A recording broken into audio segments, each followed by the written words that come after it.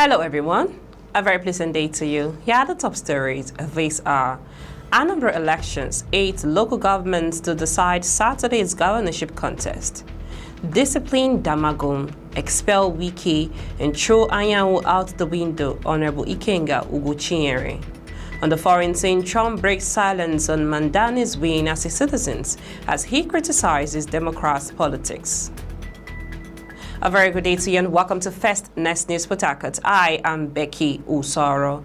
Now the news in details. All eyes are on Anambra State as voters head to the polls on Saturday to elect their next governor. The electorate will decide whether to return incumbent Governor Chukwuma Soludo of the All Progressive Congress, of the All Progressive Grand Alliance APGA, or hand power to a challenger from another political party. 8 local government areas with the highest number of registered voters are likely to determine the outcome of the fiercely contested race. Leading the pack is Idemili North with 246,318 registered voters, followed closely by Oka South with 217,611. Ogbaru ranks third with 188,016, while Onitsha North follows with 183,647 registered voters. Others include Onitsha South, a cosmopolitan area with a large population of non-indigents and 168,575 registered voters.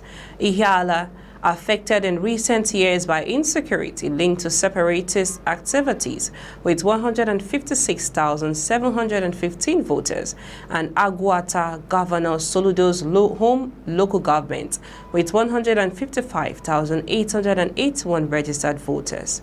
At the lower end of the table are Anambra West and Dunokofia with 71,332 and 83,580 registered voters respectively.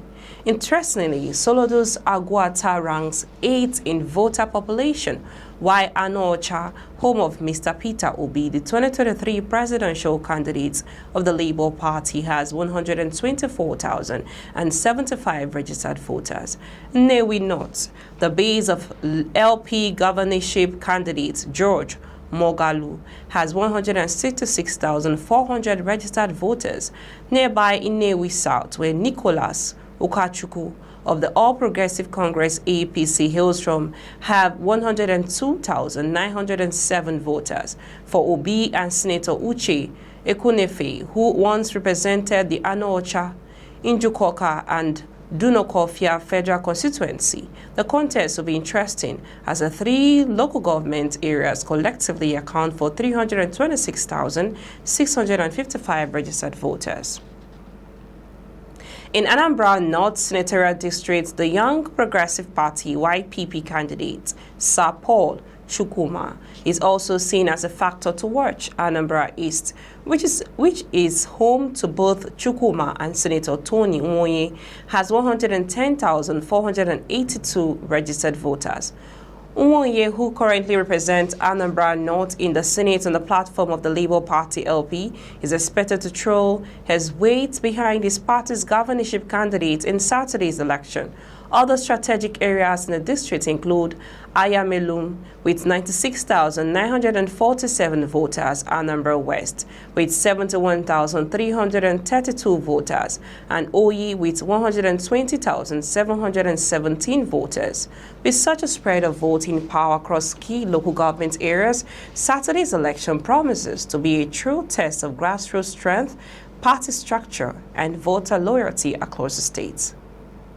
You are listening to news on First Next News Port Harcourt. Let's go for a short break and we'll return bring to you more details on Discipline Damagun, expel Wike and throw Anyanwu out the window, Honorable Ikenga Ugochinyere. On the foreign scene, Trump breaks silence on Mandani's win as he criticizes Democrats' politics. Please stay with us.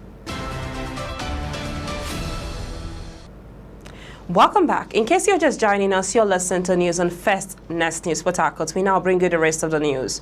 Honorable Ikenga Ugochinyere has raised serious concerns about the FCT Minister Amadu Fintire's leadership as chairman of the PDP National Convention Committee.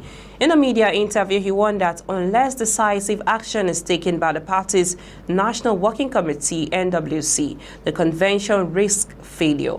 According to Ugochinyere, the appointment of Fintire has created doubt among lawmakers and governors who have supported the party, with many questioning whether he can conduct a fair and credible convention. He argued that Fintire's loyalty to Damago and Wike could compromise the process, creating divisions within the party. He highlighted the stakes for the PDP, explaining that the convention is a critical test of leadership. The party's ability to unify and maintain trust among its members depend on decisive leadership and discipline. Without action, key lawmakers and governors may leave, weakening the party ahead of future elections.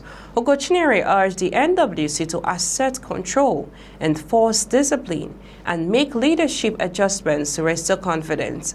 Only by taking decisive steps, appointing a substantive chairman from North Central, disciplining erring members, and resolving internal disputes can the party demonstrate seriousness and prevent fragmentation.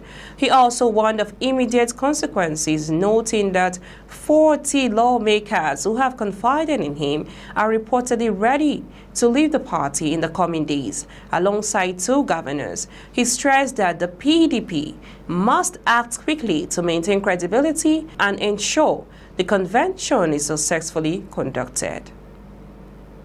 We now move on to the foreign news. President Donald Trump lashed out against New York City Mayor-elect Zoran Mamdani in remarks from Miami, suggesting the democratic socialist politics more broadly reflected the view of Democrats in Congress. If you want to see what congressional Democrats wish to do to America, just look at the results of yesterday's election in New York, where their party installed a communist as the mayor of the largest city in the nation.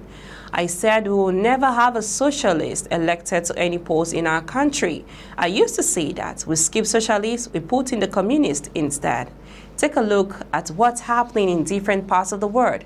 But now the Democrats are so extreme that Miami will soon be the refuge for those fleeing communism in New York City.